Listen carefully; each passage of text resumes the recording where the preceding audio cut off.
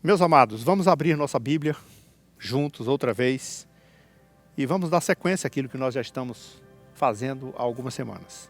João capítulo 3 e agora nós vamos ler do 13 até o versículo 21.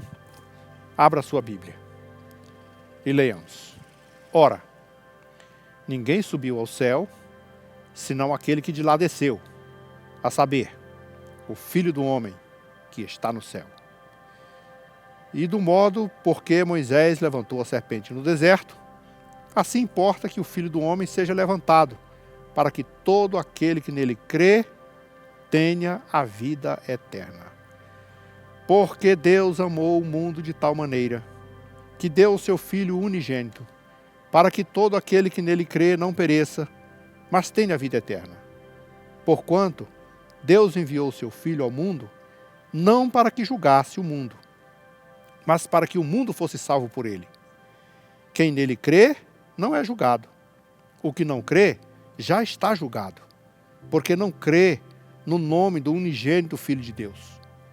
O julgamento é esse, que a luz veio ao mundo, e os homens amaram mais as trevas do que a luz, porque as suas obras eram más, pois todo aquele que pratica o mal aborrece a luz, e não se chega para a luz, a fim de não serem arguidas as suas obras. Quem pratica a verdade aproxima-se da luz a fim de que as suas obras sejam manifestas, porque são feitas em Deus. Glória a Deus. Eu quero falar hoje sobre a missão do Filho de Deus. No Evangelho de Lucas, no capítulo 9, do versículo 51 a 56, tem uma narração interessante. Jesus estava a caminho de Jerusalém e escolheu um caminho que passava por Samaria. Mas os samaritanos não gostavam de judeus, não se entendiam. E isso era um problema para quem queria passar naquela região. Quando Jesus tentou passar por Samaria, diz o texto que os samaritanos, observando que Jesus era judeu e tinha cara de quem ia para Jerusalém, disseram para ele: aqui você não passa, não tem espaço para você. Então, dois dos discípulos de Jesus, Tiago e João, que eram discípulos assim bem chegados, disseram para Jesus: Mestre, o Senhor quer que nós peçamos que desça fogo do céu para os consumir? Porque, naturalmente, eles pensaram: estamos com o Filho de Deus, ele tem autoridade, ninguém pode rejeitar o Filho de Deus. Se ele mandar descer fogo do céu, todo mundo vai ter que reconhecer o seu senhorio. E foi nesse dia que Jesus falou aos seus discípulos, aqueles dois e mais os outros, qual era a sua missão. Ele disse: olha, o Filho do Homem não veio para matar, nem para destruir. Pelo contrário, veio para buscar e salvar o que se havia perdido. Ele veio para trazer salvação. Ele não veio para trazer destruição. O texto de hoje, João capítulo 3, dos versículos que nós lemos em diante, inclusive o 16, que é um versículo muito conhecido, decorado por praticamente a absoluta quantidade de crentes que tem no país e no mundo, é um texto que manifesta muito e esclarece muito a missão de Jesus. Qual é a sua missão? Para que ele veio à terra? Qual o objetivo? Será que veio só para ser crucificado? Veio para passar por algumas das aflições? Veio só para ser conhecido dos homens? Não, tem uma razão para ele vir aqui. E o texto de hoje vai nos dizer isso. E nós vamos seguir aqui, como sempre fazemos, as instruções básicas e dividindo em 3 partes para a gente compreender melhor. Primeiramente, nós vamos descobrir uma coisa. Jesus veio ao mundo para manifestar o amor do Pai. Deus amou o mundo de tal maneira. Foi para isso que Jesus veio. Para que o mundo ficasse sabendo que o Pai nos ama e tem interesse nas nossas vidas. Segunda coisa, nós vamos também perceber que Jesus veio ao mundo com a missão de resgatar o mundo dos seus pecados. Tirar o homem do calabouço, da destruição e trazê-lo para a vida eterna. E em terceiro lugar, que é não menos importante do que os outros, mas eu quero que você reflita muito sobre isso, Jesus veio ao mundo para dar ao homem oportunidade de escolha. Porque o homem pode escolher o caminho que ele quiser, o certo ou o errado. Mas ele tem a opção. Ele pode escolher a verdade, ele pode escolher o caminho correto, ele pode escolher amar o Filho de Deus. Quando nós falamos, por exemplo, em manifestar o amor do Pai, o texto de João 3,16, por exemplo, que diz assim: Deus amou o mundo de tal maneira. E é claro, tem muitas maneiras da gente ver o mundo. Tem um mundo que é inimigo de Deus. E que João disse assim: quem fizer-se amigo do mundo se torna inimigo de Deus. Que mundo é esse? Esse mundo é sistêmico.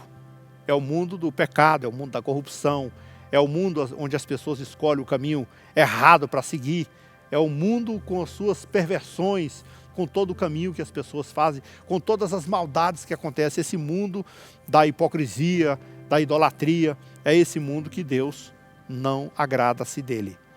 Mas o mundo do qual João está falando aqui, na pessoa de Cristo, que ele amou, que Deus amou e deu seu Filho por ele, são as pessoas. Foi por quem Jesus morreu. Jesus não morreu por negócios. Jesus não morreu por instituições. Jesus não morreu por denominações. Jesus morreu por você. Morreu por pessoas.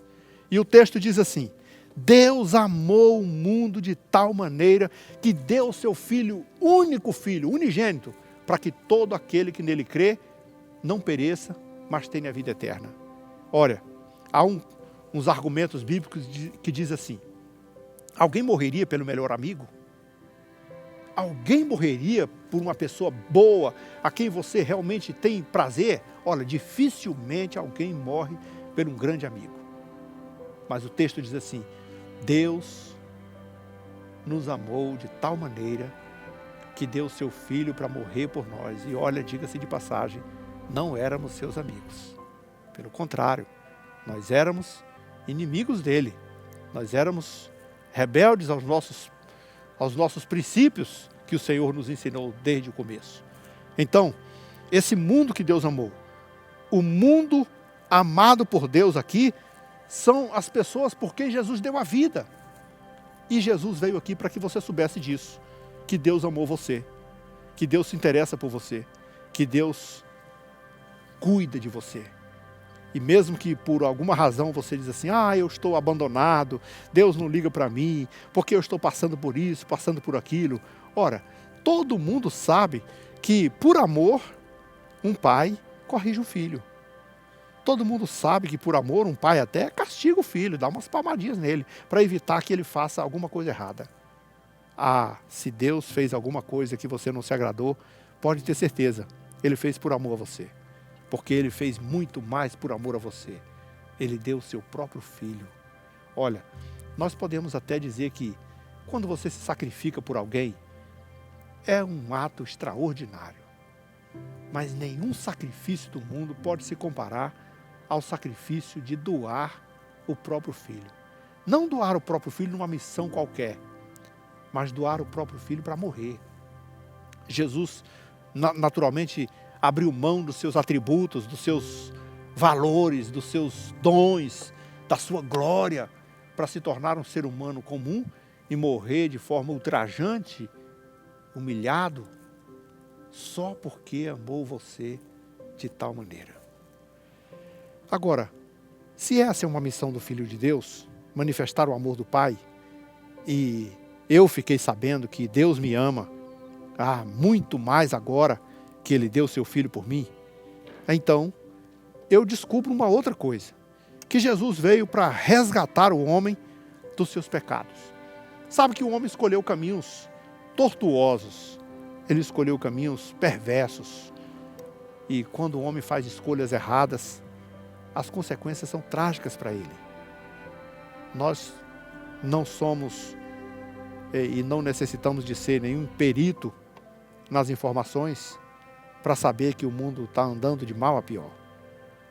A violência, a corrupção, a mentira, as imoralidades e tantas coisas que os homens fazem pensando só em si mesmos, são egoístas, são maus uns com os outros, desrespeitam o próximo, desrespeita as pessoas que deveriam ser valorizadas. Olha, homens que desrespeitam os pais e as mães, hoje, conforme diz a Escritura em outras passagens, matam os pais e as mães, pais que matam filhos. Nós estamos num mundo realmente pervertido, um mundo que não tem mais valor próprio. Que mundo é esse? Queridos, eu posso dizer uma coisa, Deus aborrece o pecado, mas de fato Ele ama pessoas, mesmo que essas pessoas sejam pecadoras, porque Ele veio buscar estas pessoas, Ele veio resgatar essas pessoas, por isso veio bater na sua porta, porque os homens se tornaram, por conta dos seus pecados, escravos dos seus pecados. Muitas pessoas pensam, jovens principalmente, na flor da idade, pensam assim, eu quero ser livre. Lembra do filho pródigo? Ele diz, eu quero ser livre, me dá a minha parte da herança que eu vou me embora, vou gastar o meu dinheiro do jeito que eu quiser, fazer o que eu bem quiser na vida. Mas como todos sabemos, e se fosse no contexto de hoje, nem precisava alguém perguntar, jovens nessa situação se envolvem com os vícios, com as drogas, com as violências e depois se tornam escravos de si mesmo. Aí eles vão pedir, eu quero ficar livre disso. Aí vão para as clínicas, para as casas de recuperações. E nada disso é possível de resolver, porque se tornou escravo do pecado.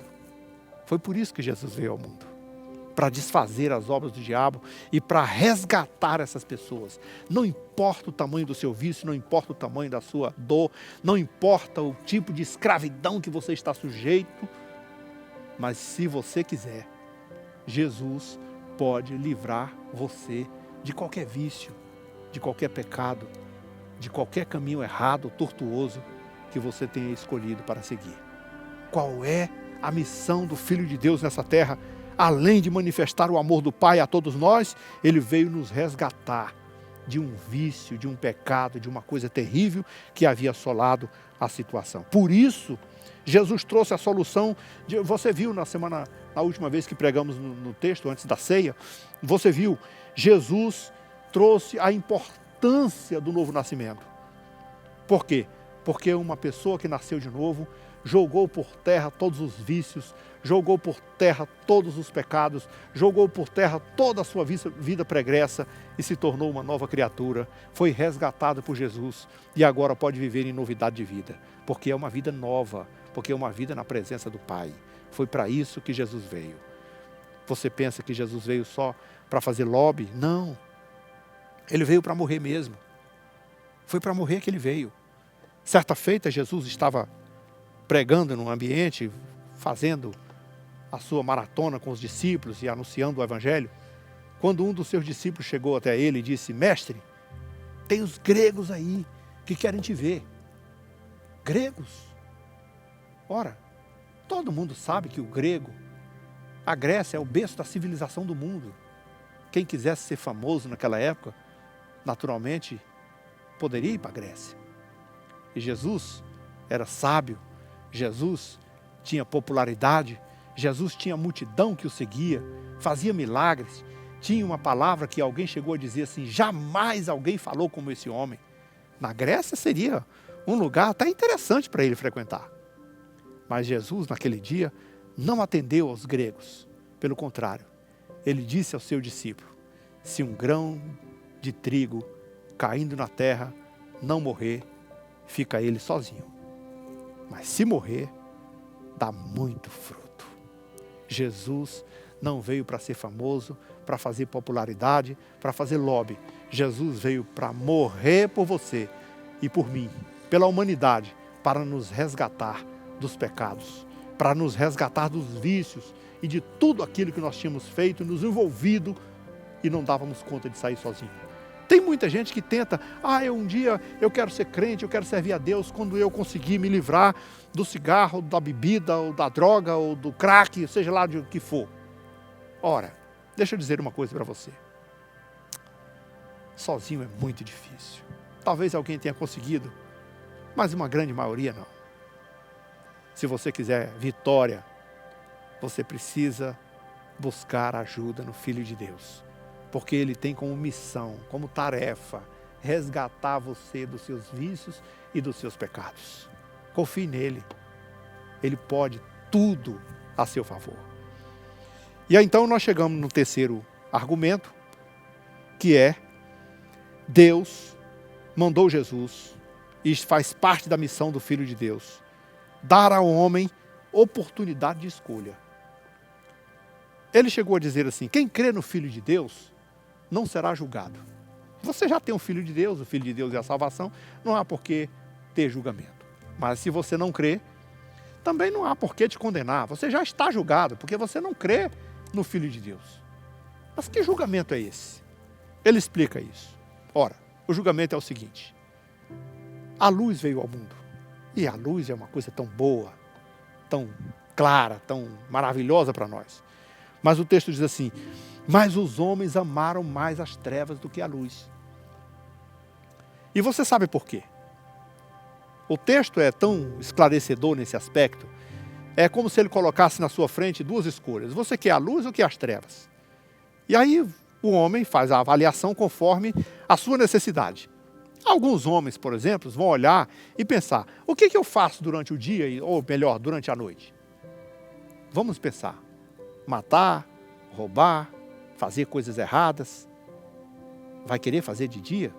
Não, vai querer fazer na treva. Porque nas trevas as suas obras não aparecem. É isso que o texto diz. Eles amaram mais as trevas, porque as suas obras são más. E quando obras más acontecem nas trevas, elas ficam ocultas. Eles não querem mostrar. Agora, quem faz obras boas, quem pratica coisas boas, é claro que vai querer fazer à luz do dia, para todo mundo ver, para todo mundo saber, porque suas obras são boas e precisam ser manifestas, porque elas são feitas em Deus, é para a glória de Deus. Todo mundo vai ver e vai gostar. Veja que o Senhor está dando uma oportunidade de escolha. A Bíblia sempre foi assim. Um dia, o povo de Deus entrou na terra prometida e Josué, que era o líder naquela ocasião, falou ao povo: olha, povo, nós estamos agora na terra que o Senhor nos deu. Uma terra boa, maravilhosa, mana leite e mel. Daqui para frente, todo mundo é dono do seu nariz aqui, numa força de expressão. Todo mundo é dono de si, faz o que quiser. Se vocês quiserem, por exemplo, servir aos deuses estranhos, lá do Egito, que seus pais serviram, problema de vocês. Se vocês quiserem servir os deuses dos amorreus, dos heteus, dos heveus, que estão aqui nessa terra onde nós estamos, é a escolha de vocês. Agora, eu vou dizer para vocês o que eu escolhi. Eu e a minha casa serviremos ao Senhor. E então o povo naquele dia disse: nós também escolheremos isso. Serviremos ao Senhor. Escolhas são assim. Sempre alguém tem que fazer uma escolha. Lembra quando Jesus foi crucificado? O texto narra que Pilatos chegou até a multidão de pessoas e mostrou a ele 2 prisioneiros. Olha, gente, hoje é a Páscoa e nós vamos soltar alguém. É o dia da Páscoa, já é costume nosso soltar um prisioneiro. E eu tenho aqui 2 prisioneiros. Tenho Jesus, chamado Justo, é um homem bom. Eu nem sei o que ele fez na verdade, mas ele está aqui preso, está condenado, disseram que ele vai morrer. E tem o Barrabás. Barrabás foi preso por sedição, era um sujeito revolucionário, criou o problema, um malfeitor, dos mais conhecido, um terror da sociedade. Mas hoje você tem uma escolha. Eu posso soltar Barrabás, se você escolher, e posso soltar a Jesus. O que você prefere? E aí a multidão, excitada ali por escribas e fariseus, disseram: solta Barrabás. Mas Barrabás? Pense bem, pense comigo. O que representa o Barrabás, um homem malfeitor? Representa o homem mau, a violência, a agressão, a maldade, a corrupção, toda sorte de imundícia, tudo que é de ruim está representado no Barrabás.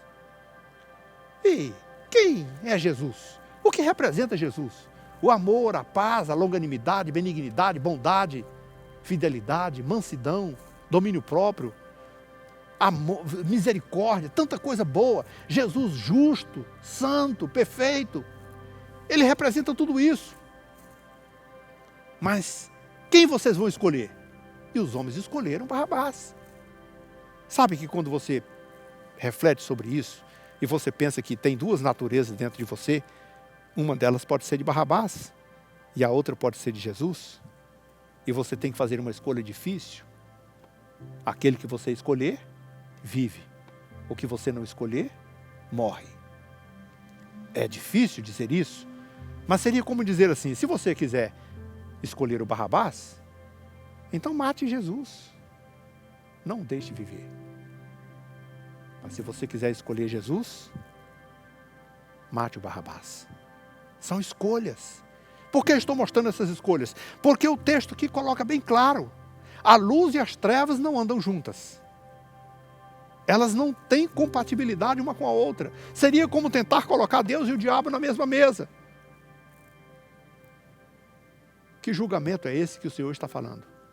Se você escolheu a luz, então você vai fazer as suas obras tranquilamente, à vista de todos, e todos vão gostar, porque são feitas em Deus e devem ser manifestas. Se você fizer a escolha pelas trevas, as trevas são más e ocultam as obras más que muitas pessoas gostam de praticar. Que julgamento é esse? Jesus veio ao mundo para dar a oportunidade de você escolher. O caminho é você que escolhe. O texto em Eclesiastes diz assim, não me lembro agora a referência, mas diz assim: olha, você pode fazer o que quiser na sua vida. Escolha o caminho que você desejar. Ande pela vista dos seus olhos e siga o desejo do teu coração. Faça tudo o que te der na telha. Mas você tem que saber de uma coisa: de todas as coisas que você fizer, Deus te trará a juízo. Então, deixa eu dizer uma coisa. O mundo faz o que bem pensa, vive como bem quer e não se importa com Deus e nem com a sua palavra. Mas quando nós estamos vivendo uma situação como essa, que o mundo todo enfrenta, eu acredito que até muitas dessas pessoas que zombaram de Deus, agora estão dizendo: meu Deus, o que vai acontecer? Ora, você tem uma escolha. Enquanto há vida, há uma chance de escolha. E eu vou dizer para você, você pode escolher o que você quiser, o caminho que você quiser, servir a quem você quiser. Eu vou falar como Josué: eu e a minha casa serviremos ao Senhor.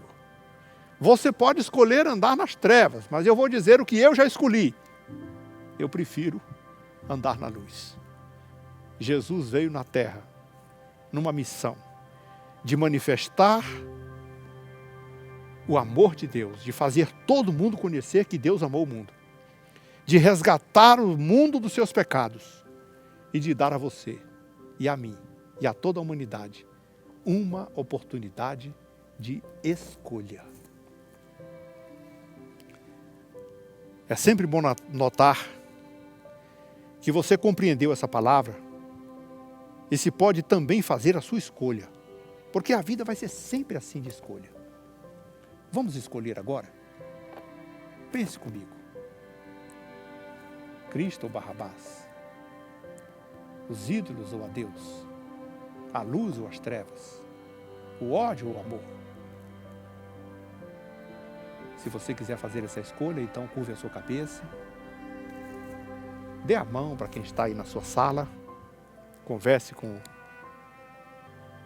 seus parentes que estão mais próximos. Coloque tudo na mão de Deus. Nós vamos orar junto com você. Se você quiser se reconciliar com Ele, esse é o momento. Basta você dizer: Senhor, me aceita de volta. Se você quiser aceitar Jesus, você pode dizer assim: Senhor, eu me rendo, eu quero ser teu servo da agora para frente. Coloque diante de Deus todas as suas aflições, porque Ele tem cuidado de vós. Oremos então. Amado Senhor, tua igreja na tua presença teu povo aí, Senhor, de joelho, assentado, falando contigo, colocando suas vidas na tua mão. Aqueles que estão se reconciliando, ou se consertando, ou aceitando, ou partindo, ou seguindo um novo caminho, que o Senhor conceda graça, perdão, misericórdia e o abençoe. E aqueles irmãos que estão pedindo, Senhor, por suas necessidades, por suas oportunidades, por empregos, por saúde, seja lá o que for, estenda a tua mão, porque o Senhor é o Deus da graça e da misericórdia. Abençoa o teu povo com toda sorte de bênção. Nós te agradecemos, nós pedimos porque confiamos no teu nome, na tua palavra, em nome de Jesus. Amém.